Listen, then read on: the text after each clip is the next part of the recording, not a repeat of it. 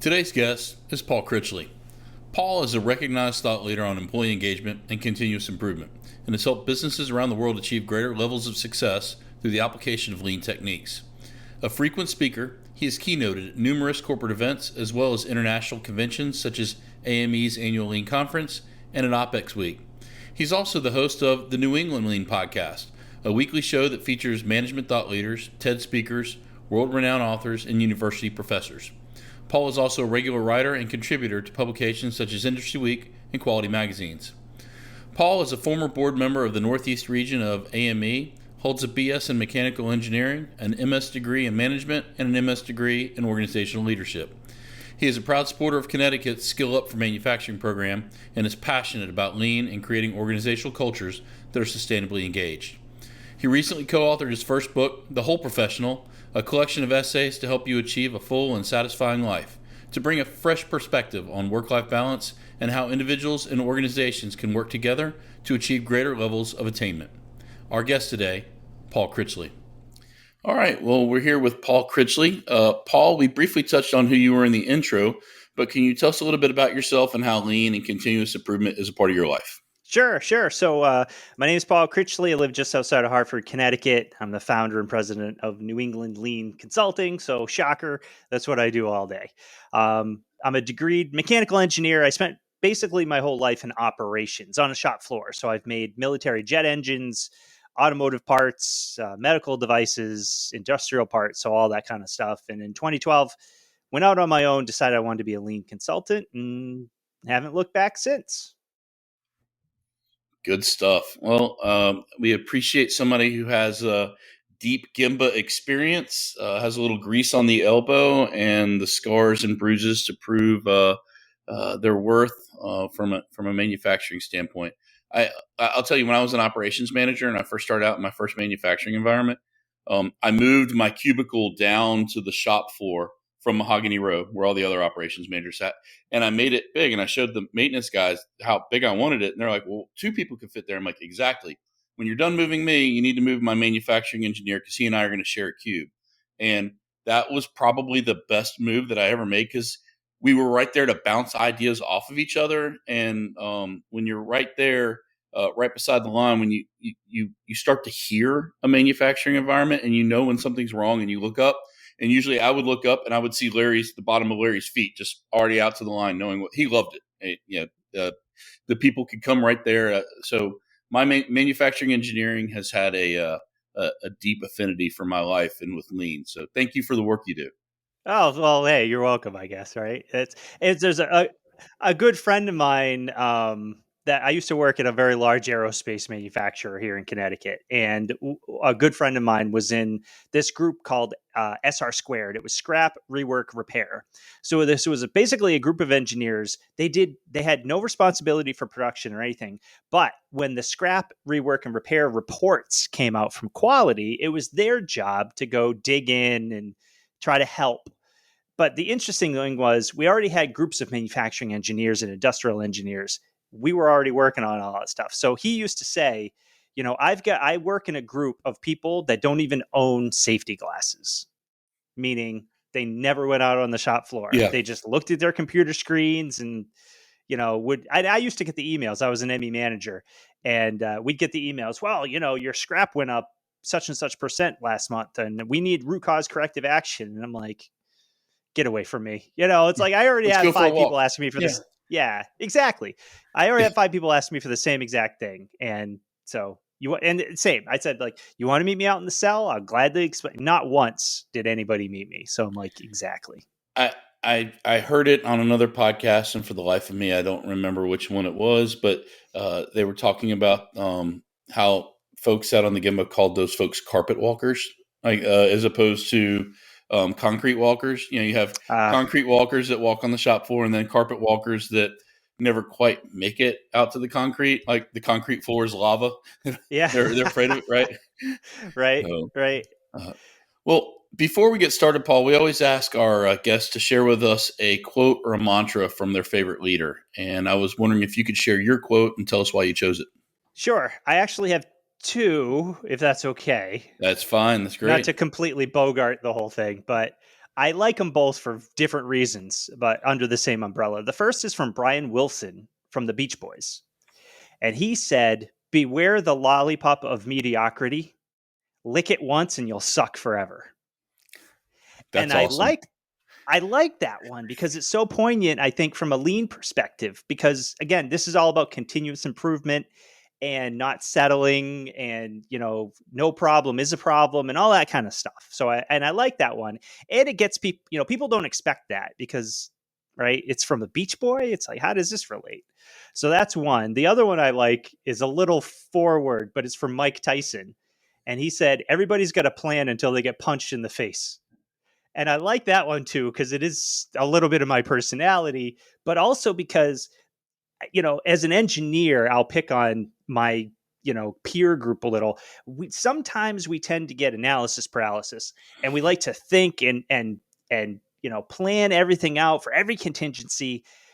And, if we talk PDCA, it's like, just do it. Just try it and see what happens. Like, if the place isn't going to catch on fire, we don't have to sit in a conference room for the next 3 days and come up with everything. So just go and try and see what happens, because I've had it too many times where we had this, grand plan, and one little thing came up that we didn't even know about, and it basically blew away all of that planning time. And if we had just gone out right to Gemba and watched for 5 minutes, we could have had that answer. So lesson learned there. Run the experiment, right? Yeah, Just go do it. Yeah.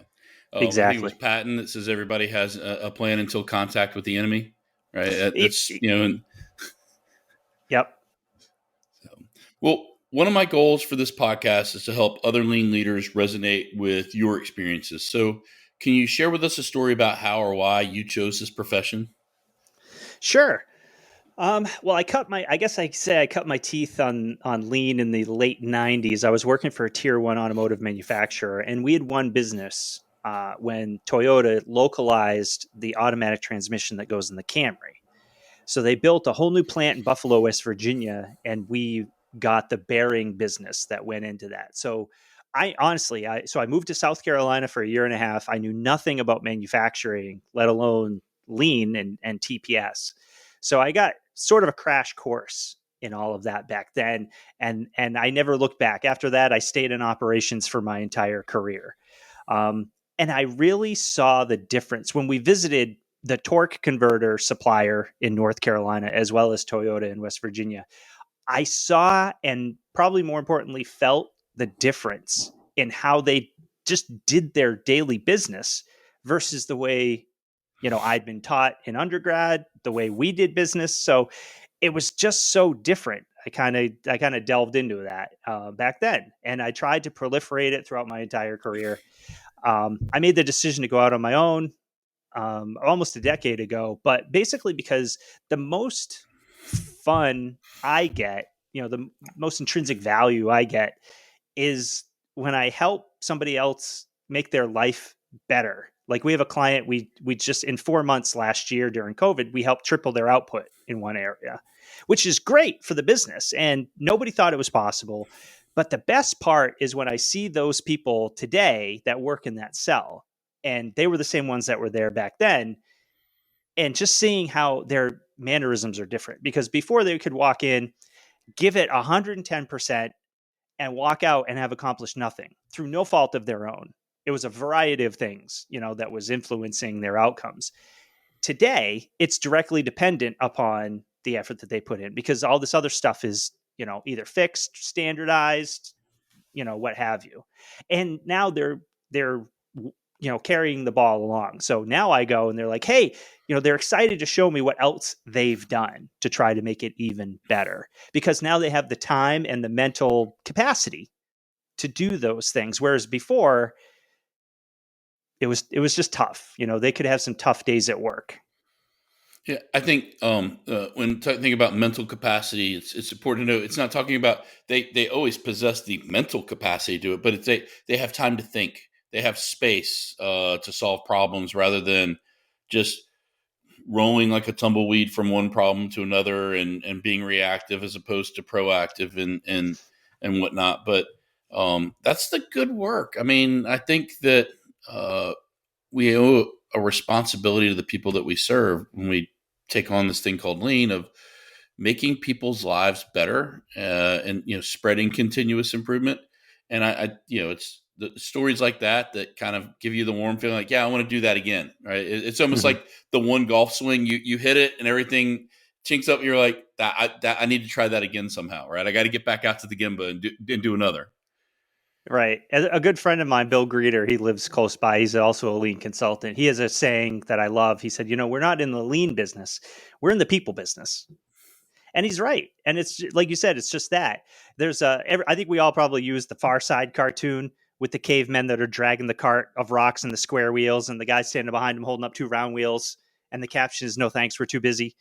It's just that. Everyone's so busy doing their jobs, they can't do their job. Like, there's no room in their head space for continuous improvement. They're just like, I'm just trying to get through the day, and I think sometimes our natural inclination is, well, if I'm not getting out what I need to work harder and more, like overtime and work, and it's like, maybe sometimes, to handle the blips if you're not level loaded.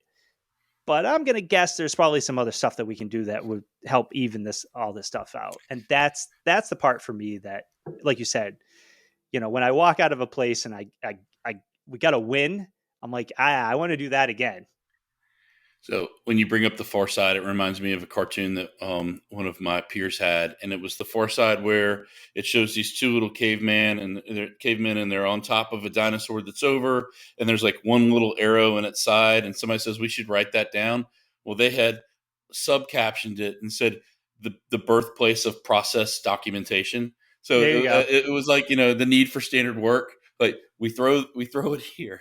So lots of great Dilbert and Farside comics for lean enthusiasts that are out there. Yeah, they're like a staple, right? I don't think I have a presentation that doesn't have one of those two in it. Well, you've shared with us some of the success you've had with lean and continuous improvement, but we're all human and we suffer pitfalls and setbacks. Can you share with our listeners maybe a setback story that you have, and what you learned from it? Sure. There is one story I tell often, and it's how we use. I didn't basically, I didn't roll lean out correctly the first time, and I made that mistake of kind of putting the cart before the horse a little bit. So it's a story I tell. I was a plant manager of a medical device company, and it was a small place. It was just a single location. Had about 30 people that worked for me in manufacturing, and our whole thing was, I had two guys in shipping. And our whole thing was, if you order it today, you'll receive it no more than 3 days from now. And this is, back almost 20 years ago. So Amazon didn't exist. But so that was pretty good delivery back then.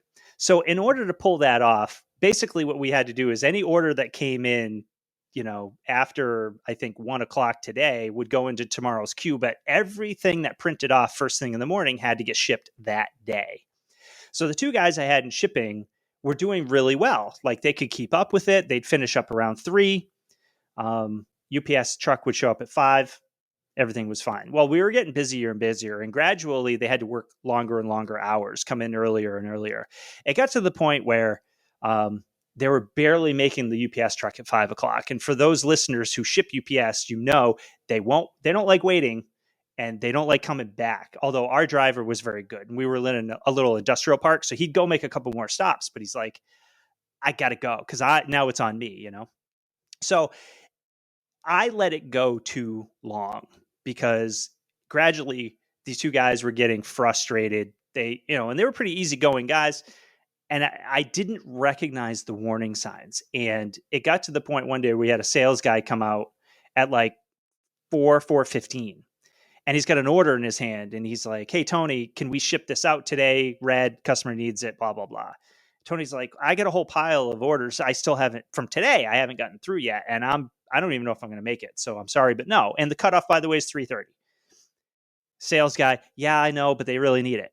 Right? My guy, "I know, but you're right." Back and forth, back and forth. Well, it finally comes out. The sales guy goes, "Well, I already told him we could do it. So you got to do it."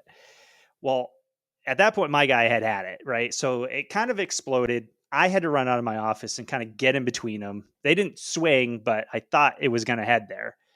And so finally I pulled, my guy into my office, and I'm like, what? I'm like, that's way out of character. What's going on? And he like broke down like right in front of me. And that was way out of character for him. And he basically looks at me, he goes, I can't do this anymore. And that was the point. I'm like, dummy, to myself. I'm like, how did I not see this go? So that was my aha moment.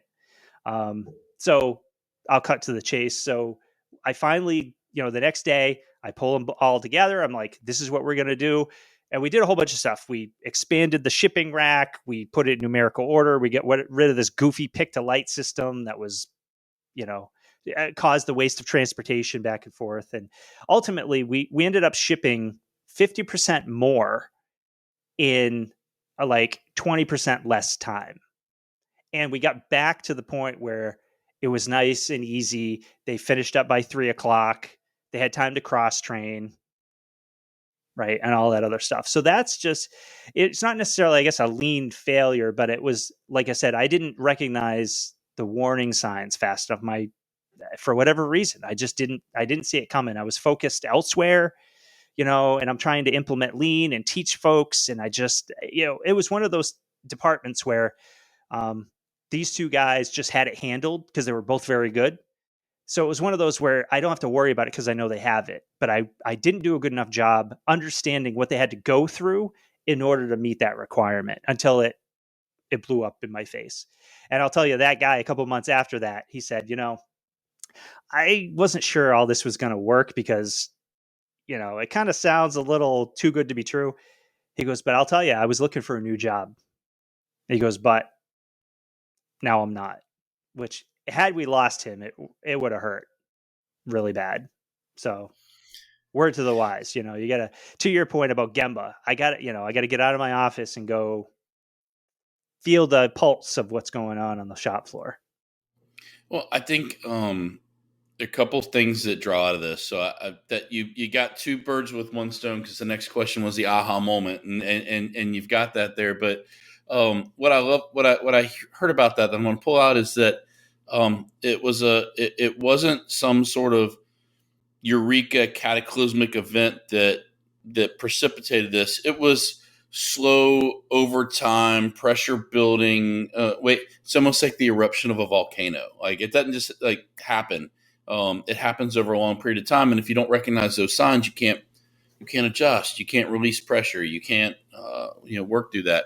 So a salesperson making a commitment without seeking operations input first, we all know that happens. But that moment of hey, I've already promised this, and not understanding capacity and what your capability is, that's the first thing that jumps out. But I think the other thing that comes out is that you chose to face, confront, and solve the problem with the people that are closest to the problem, that are experiencing it. You didn't reach back behind your desk to an engineering textbook and say, well, if we do it on page 78, we should be fine. It was, what do we need to do? Let's work through this together. Right. And I think that's where folks that have had success with lean continuous improvement will say, engaging with the folks closest to the work helped the most. What else did I miss out of that really kind of for you that you took away from it? So you're right. I mean, it wasn't a burning platform. It was a slow build. And as the leader of the organization, I should have done a better job recognizing that. So one of the lessons I learned was do a better job and again, it wasn't a big place. I mean, I forget the square footage, but I'll make it up. It's like, I don't know, 10,000 square feet. It wasn't huge. There's no excuse in the world that I can reliably give myself to say, why didn't you just get off your butt and just, do a Gemba walk like you're supposed to do? And that's an oversimplify. I mean, there's a lot of other stuff that was going on, but a lot of it's, I always say lean's not rocket surgery. A lot of this stuff is just the basic thing, and as we're going through it, right? For instance, I said we got rid of this goofy pick to light system, and they had spent a lot of money on this thing. and it was slick because you could scan a barcode, and there was a light that would light up at the uh, the FIFO rack. That's where you had to go to pick stuff. But all of our products were 3-digit product codes. So I'm like, why don't we just set this up in numerical order? Like, and then we can get rid of the stupid, because the pick to light system was mostly reliable, but every once in a while something would act up, and it's a software thing. And as a mechanical engineer, I'm like, I'm out. I can't handle this kind of stuff. I can turn it off and turn it on again. Right. So it was just stuff like that. And it's like, you know what? Let's just keep it simple. And that was an idea that one of the guys came up with. He's like, I don't really like it. And I said, as I'm watching you, one light would light up and he'd have to go over here. And the next one would be over here. And the next one would be over here. And I'm like, well, that's the waste of transportation. And no wonder it takes you this long. And I guess the other thing I realized was, and this is one of the things I preach to our clients, is having KPIs, goals, metrics is very important. But don't just have a red, yellow, green chart. And if it's green, skip over it, because you have to understand, what do people go through to make sure that it stays green? That's really what you want to know. It's not just a simple fact, did you hit the number or not hit the number? Yeah, I as someone who has worked in setting up fulfillment operations, I've seen some great pick to light systems. I've seen some that were that someone had shiny bike syndrome and they wanted pick to light because that was the buzzword that was set there. But I'd always challenge, if you want to use the $500,000 solution to get the pick to light system in, that's great. If you only had $5,000, how would you solve this? How would you set this up? And normally it's, we just put stuff in numerical order, or we'll look at what we're picking and make sure that we're putting the highest moving SKUs in the strike zone, so that people are able to move through. We'll analyze the order load and see if there's one item that's in every order. Let's just put that in a big bulk box at the front of it and like pre-fill every box that's going to come down with that one item, so it can come through. There's some great robotics and technology that's out there that's great for fulfillment, but I love the good old fashioned, old school, set it up, make it simple, pick it and get it out. Right. Exactly. We have had, I should say, it's a previous client. And they didn't do it, they didn't ask our opinion, but they have these overhead carrier mechanisms, and they're like $500,000 a piece. And I remember they were putting like a fourth or fifth one in when they hired us to come in and do some training. And I'm looking at it like, this, to your point, you could have solved this for like $5,000, if that. But I'm like, whatever, you didn't ask us, so do what you're going to do. And to your point, I think it's that shiny penny syndrome, where it's like, ooh, it's a new toy. And again, same thing. It is slick, but there's probably easier, cheaper methods to solve those problems. So I'm never one. I'm a cheap, a thrifty, New Englander. So I always look for that option first, instead of dropping the big money on a large capital. Let's look around and see what else can we figure out here. So my favorite story similar to that is that I was at a fulfillment and distribution facility, and they had this awesome sorter that you pick boxes and it would move stuff to where it needed to go next. But I'm walking through and I'm doing a tour, and there's this guy at the corner of one of the automated conveyors, and he's literally reaching across, and every now and then a box would come by and he'd twist it. Right. I'm like, what's he doing? So, the scanner's on this side of the conveyor, and he has to make sure that the box is turned so that the label goes by the scanner. And I'm like, you can put another scanner on the other side, and that guy can go do something else. And, right. But so that's when it's the right time to spend money on technology. It's where when you have somebody doing something as simple as turning a box. Yeah, maybe that's not really value add, right? Right. You're making them a slave to the technology as opposed to making the technology an enabler for the person. Right. So that's when it's okay to spend a penny, right? Right. Exactly. Yeah, for sure. And that's, yeah, you're right. You just got to take a look. And again, that's all why you go out, you take a look and see what's actually happening. I mean, if you look at some report and you say, oh, yeah, we had 100% scanning rate, must be okay. Well, did you know you're paying somebody to stand there all day and spin boxes? You're not going to know that unless you go see it.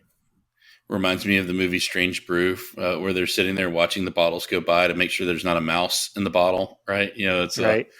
good stuff.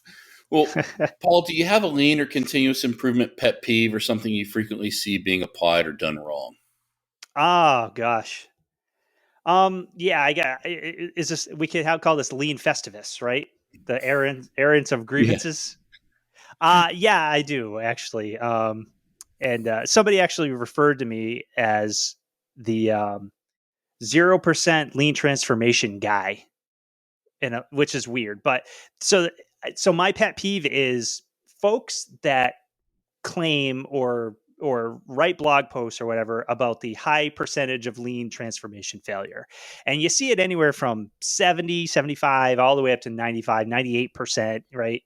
Now, so I'll preface this by saying, if you read the articles, they make good points about why lean won't sustain, right? If it's not supported from the top, if you don't have a good, you don't plan it out, you don't have a good, right? All of those things are true. But as an engineer and a scientist, it irks me somewhere inside that folks will throw out these random percentages. So I wrote a blog post a couple of 3 years, gosh, it's almost 3 years ago. Why 0% of lean transformations fail? And my point was a couple. Number one, I did some research on where any of this comes from. As near as I can tell, it's from an old Industry Week survey from like 15 years ago. And I'll use round numbers. I think they surveyed 430 companies of unknown, size, shape, industry. And the question on the survey was, have you achieved everything you wanted via Kaizen, lean, or whatever? Well, everything is an absolute term. So I could, no, I didn't get everything because I wanted 100% on time delivery. And we don't hit that every single minute of every single day. So I guess the answer is no. So that's the statistic that sometimes gets misinterpreted. Yeah, like it's like misinformation, I guess, if I want to coin a 2021 term. So it just bothered me that there's so many articles on social media, and when you read the article, they'll say, well, industry experts agree, or there's some generalized term. It's simply not true. If lean really failed that often, I wouldn't have a job. You wouldn't have a job. I mean, people wouldn't be writing books about this stuff. People wouldn't be trying. So I wrote this blog post and I kind of laid out my case. And I will freely admit I used that title for hyperbole to grab people's attention, because that was the other thing I wanted to accomplish was I can write an article and I can claim 80% and no one will bat an eyelash. Everybody, oh yeah, that's true. Well, it's called the illusory truth effect because people just have said it over and over and over. So people just assume that it's correct. Now, so I wrote 0% to grab everyone's attention. Some people lost their minds. Like some people really got upset, which to me is weird. I'm like, did you even read what I wrote, or are you just reading the title and taking offense? So, because I got some nasty direct messages on LinkedIn, so I blocked those people pretty quickly because I don't, nobody needs that. I had some good conversations with some folks who were like, I don't know if I buy that. So, we kind of went back and forth, and they saw my point, I saw there, and that's okay. But that's my pet peeve, and it's like you can't throw some arbitrary percentage on this thing because, again, we're supposed to be scientific the scientific method. What does the data tell us? You can't say that and then claim you're a scientific thinker, because nobody knows what that percentage is, right? At the end of the day, who knows? What I always say is, listen, in my experience, I see a lot more people continuing to try. They're not there yet. And that's to me, the essence of continuous improvement, right? Perfection doesn't exist. We all try to get there. That's the last principle from lean thinking in 1993, right? We're trying to get there. You're never going to get there. If you're never done, you can never fail. Now, if you quit, and you fire your lean staff, like Saskatchewan or ThetaCare or whatever, oh, okay, all right, then maybe I could, but that's, far more greater are the, 30 to 150 person employee places, right? They're got to keep trying and keep going. And I guess the last thing I'll say is the reason I get really passionate about stuff like that is we have a current client who almost wasn't a client because, for one, they're a job shop, so they always assumed the lean was only for high volume. The other thing was the general manager pulled me aside not long ago and said, everything I see on social media, I've read a few books, and right, everything I read and I read about this percent, this percent failure rate. I've got 30 people that work here. I can't take that big of a risk if it's really going to fail. So, I wasn't sure that it was even going to be worth it. And I think the people who promote that thought that there's this high lean, they have to understand there are people out there who don't know anything about lean and they're just trying to learn it. So if they get bombarded with this misinformation, they might give up and they might not even start. And that is unacceptable. So I noticed that you have all those finisher medals behind you on the Oh, wall. yeah. And I think that's a great metaphor for lean, is that we're all running a race, but we're not running against the guy that's, 2 steps in front of me or 2 steps behind me. They could be going at the wrong pace. You're running against yourself. You're running against your personal best. That's why runners, distance runners, they have a PR and they're running for their PR when they're out there, and they have to work at it and train at it with what's my diet, what's my running routine, do I run better when I'm hydrated with this versus this? But I think that just because you don't come in first doesn't mean that you failed. If you get your personal record, you've improved, and that's the metaphor for continuous improvement. That it's not a zero sum game. If you get better, you win, right? Exactly. Everyone Exactly. wins. I mean, that's the beautiful thing about it. It's one of those things to where everybody gets to come along. What do you consider the most important thing that you've learned in your career journey so far, Paul? Oh gosh.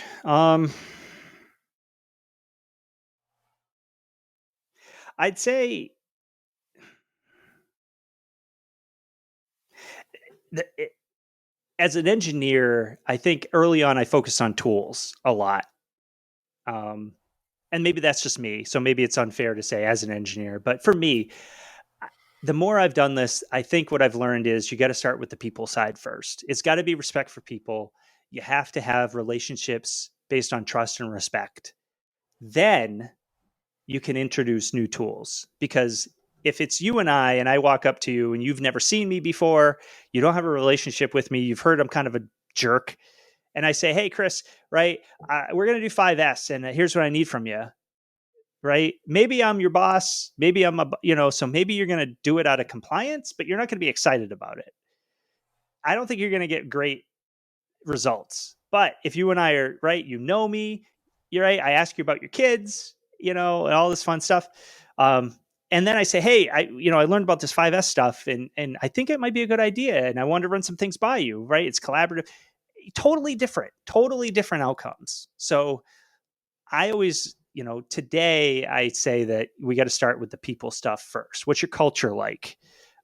Is it psychologically safe? Can people speak up? Because I can't tell you, even today, I'll go places and people say, well, I told them air quotes, uh, you know, 5 years ago about this, 10 years ago about this, and I brought it up a bunch of times. Nobody did anything. So I just eventually gave up. It's like, well, then the culture, it's telling me there's a culture issue. So we got to work on that first. Because if I come in and I train everybody, if they raise up issues and it falls on deaf ears, then nobody gets helped. Great example. I think that we got a responsibility to serve folks when we're in a leadership role with this. I've said it before in this podcast. I'll keep saying it again. If you haven't read Kim Scott's book, Radical Candor, you need to pick it up. And it talks directly to that. If people feel that you care for them personally, it gives you the privilege to be able to challenge them directly in a way that that's to their benefit and doesn't just come off as obnoxious aggression. So if you haven't read that book, folks, pick it up, get it on your Kindle, whatever. Start reading it now. It'll change your life from a lean and continuous improvement standpoint to be able to help people. Paul, what piece of advice would you give to someone just starting out with lean or continuous improvement? So one, don't believe the hype. If you read an article about lean failure rate, just ignore it, right? But the other thing is, don't give up. This stuff really does take a lot of time. I know again, people will throw out a rule of thumb. Well, it's 3 to 5 years. And it's like, well, maybe, it might be longer. It depends on if you have 50,000 people that work at a multinational conglomerate, I don't know. I think you'd be lucky if you got it done in 3 years. But basically, it's going to take time, right? And we talk about a compelling case for change and what is that, but it is work to get this going, to build a culture, to get people on board. People. I never say that people resist change. I say they resist being changed. So if we roll this out correctly, help people see the benefit to them if they invest in it. Again, that's going to take a little bit of time because, for a lot of people, people live through TQM and re-engineering was around for like a hot minute, there's various other, programs. So sometimes people think, lean is just one more thing. And, this is this current president's deal. They're going to be gone in a couple of years and it'll be somebody else and it'll be some other thing, Six Sigma will be next or whatever.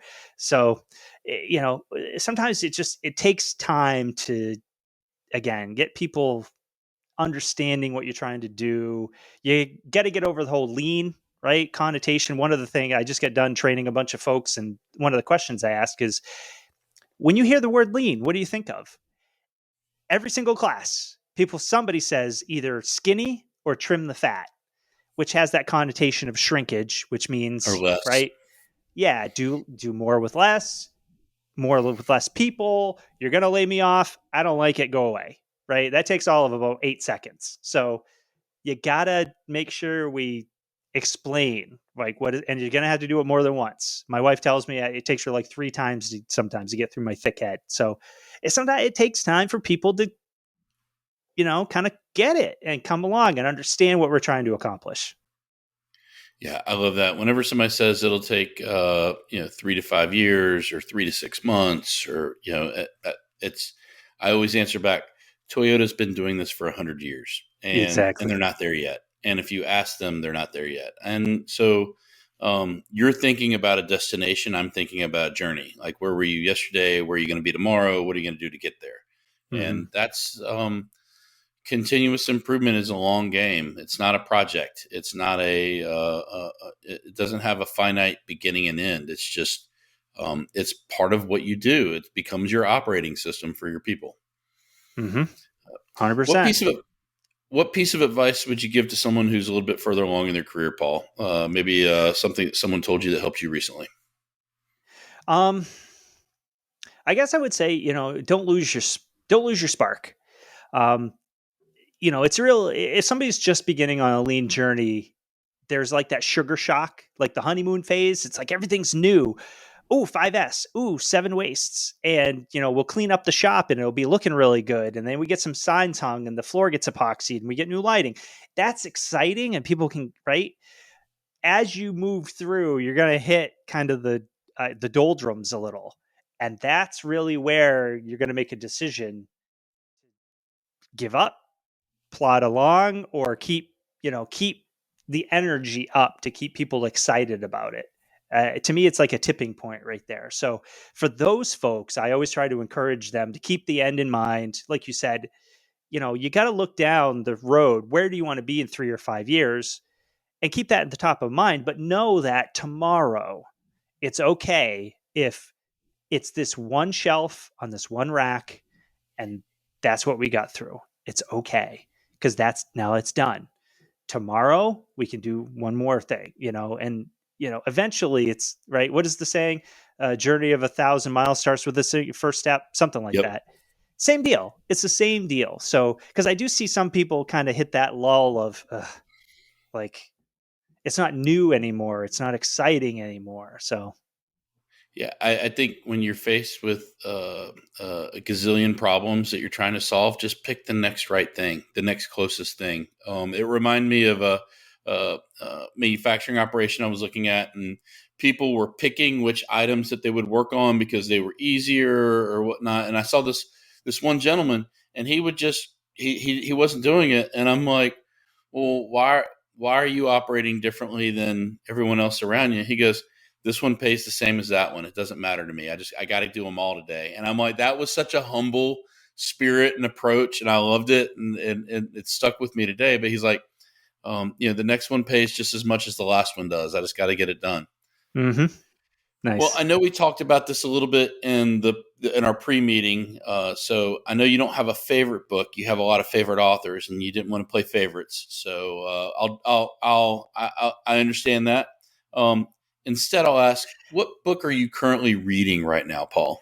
Sure. But yeah, you're right. It's hard to pick because there's really so many good ones. This actually, I just picked this up. I don't know. This isn't well known. I had never heard of it before. Right. Right. It's old. It was published in 91. So it's, So for the audio listeners, the book is sorry, Quest for the Dawn by Soji Komodo. And again, as a career lean person and car guy, never heard of this book up until about a month or two ago. So basically, it's the start of the Toyota Motor Corporation, how they moved from loom manufacturing over to cars, from Kichiro Toyota, after the death of his father, Sakichi. It's got actual excerpts from his personal diary in there and what his thought process was. So it's fascinating. I'm only I just picked this up recently. I think I'm 3 or 4 chapters in. So, but like I said, as a car guy, I love reading, the history because we see on social media there's a lot of talk about, well, lean is not TPS, and these are all the differences, and theory of constraints and Six Sigma are totally different, and there's no such thing as lean Six Sigma. That's just you took peanut butter and chocolate and two great things together, right? To me, it's like I don't care, but I'm interested. We've been at this stuff for a long time. You go back to Henry Ford or Frank Gilbreth or Frederick Winslow Taylor, all this other stuff. But I'd love to read the part about, how Toyota went through that thought process, because quite frankly, they didn't have to, right? They were making looms and they were doing really well. And they could have just said, I mean, that's a pretty hard left turn to go from that to making cars. But he had a vision, right? And so that, like I said, it's pretty interesting, and I like seeing how the history played out, and how the gas shortage of 73 was really changed things, and they talk a little bit about the Numi story, and so anyways, it's really just fascinating for me to read that kind of stuff. I'll put a link to that in the show notes page. Thanks for the book recommendation. Well, Sure. Paul, we know that magic wands don't exist, but if they did, and you had the opportunity to wave that magic wand and fix anything with a facility or a group of folks that you were coaching, what would you typically wave the wand at first? The culture. I would have everybody not necessarily get along, right? Because we're not always going to like everybody, and that's unfortunate truth. But I would make it so everybody at least had respect for each other and felt comfortable bringing up issues, knowing that everybody was at least on the same page of fixing the issues to make everybody's life better, make the company operate, more efficiently, better, all that kind of fun stuff. Because after, aside with that, everything else is enabled. Right? Name it, OEE, throughput, on-time delivery, cost, whatever. But you got to have the culture piece, and people at least talking to each other and listening to each other. Yeah, fortunately, I had a mentor that he said, my job is not to make everybody get along. My job is to create an environment where there's respect and positive contention. And I love that term of positive contention, which was, yeah, we're supposed to disagree with one another, because then when we do, we pull it apart and we look at it and we examine it and we figure out a better way to put it back together. But I think that you're absolutely right. We're not, culture is not. It's not something. It's something that culture's like oxygen. You recognize when there's a lack of it, or there's a bad not enough of it, or even if there's a bad smell in it, it's right away. You can't see it, but you know it when you're experiencing it. Right, right. And that's where, I've obviously had to work with folks that I don't like, but it's all how you phrase it. And I'll pick on social media. I went off about this on LinkedIn a few months ago, but there's just some folks that, they just like, I don't know, they pick a fight. They don't have enough to do. I don't know, whatever it is. And it's like, we're never going to learn from each other if we take that approach. If I present an idea and you want to pick it apart, okay. But you could just, you don't have to say you're wrong. That's not how, Nakao-san said to do it. Well, who cares, right? He's not here. We're here. So what can we do? There's no one right way to do this. It's whatever your, appetite is for it. What can the culture handle? What is, all that stuff. So we got to figure it out together. And as long as we go and understand those ground rules and that we're both going to benefit, then that's it. It annoys me how some folks are, combative. And it's like, nobody in the world have I ever seen, right? If you post, and it could be, pick it, any topic, whether it's lean or not. If you post something and I come at you and be like, that's not right, it's this, that, and the other thing, I've never once have seen you come back and say, oh yeah, you know what? I hadn't seen it that way, but I think you're right. Right? It's either, right, I just get blocked or what. It's like, no, you're not convincing anybody by confronting them that way. It's not a fight. I hate that term. I'm going to fight. It's like, it's not a fight. You can disagree, right? And I'll go back to my transformation failure thing. Some people wanted to fight me about it. And it's like, I'm not here to fight you. I'm just presenting my thoughts, and you can disagree, and that's okay. But can you at least just try to see my point? And there were some folks, I'll give them credit. They said, you know what? I disagree with you, but I kind of see where you're coming from. I can understand, or, and there were some folks like, hey, did you think about this, that, and the other thing that, and those are great conversations to have. But to the folks that are like, you're wrong, you should look up, you should do your research. It's like, you know what? Pound sand. I don't need you. Yeah. I think if you're going to engage in a healthy dialogue, let's engage about the differences that matter and not the differences that don't. So, if you look at a set of wrenches or two sets of wrenches, there's a very keen difference between a metric set and an imperial set. But no one ever says, well, that's a left-handed wrench or a right-handed wrench. I mean, that those differences don't matter. So, and don't superimpose your differences on a subject or an idea at the detriment of everyone else. Like, let's have a healthy debate and conversation, and break down and analyze and root cause the differences that matter. Mm-hmm. Exactly. Because that's the whole thing. I mean, we're just here sharing ideas, and not every idea is, gonna be a good one. Not every idea is, so as long as, again, under the umbrella of continuous improvement and, I mean, I'll contradict myself just for a second. If you're going to use lean as headcount reduction, then of course that's anti what it's really supposed to be. So I'm not saying that, but I'm saying if you like PDSA and not PDCA, awesome, go for it. If that's what, if you're down with Six Sigma more than lean, okay. But, are you trying to get it so you're making everybody's life easier, better, then okay, then go for it. Yeah, it's like, you don't need a two-way analysis of variance to figure out that Billy doesn't need to walk 400 feet to a printer when you can put a printer right beside him, right? I mean, it's just the differences that matter. Yeah, exactly. Well, Paul, how can people connect with you if they want to learn more about what you do, or if they have a question for you after listening to this podcast episode? Sure. So I'm all over social media. So I'm on LinkedIn. Paul W. Critchley. Twitter is New England Lean Guy, or NE Lean Guy. That's also my Instagram and TikTok handle. Thank you to my 16-year-old daughter for getting me in on that one, which I've wasted hours on that app, by the way. It's addictive, so be careful. You can look us up on our website, newenglandlean.com. I have a lot of blog posts up there. You can just look at the firm and see what we do. I actually also have a podcast called, the New England Lean Podcast. So I didn't win any awards for original titles, but we're about we're going to launch season 3 here real shortly. So give that a listen if you're up for it. Yeah, good deal. For folks listening, I would absolutely encourage you to check out Paul's blog posts. I've been following the blog for a while in doing this, but also great podcasts as well.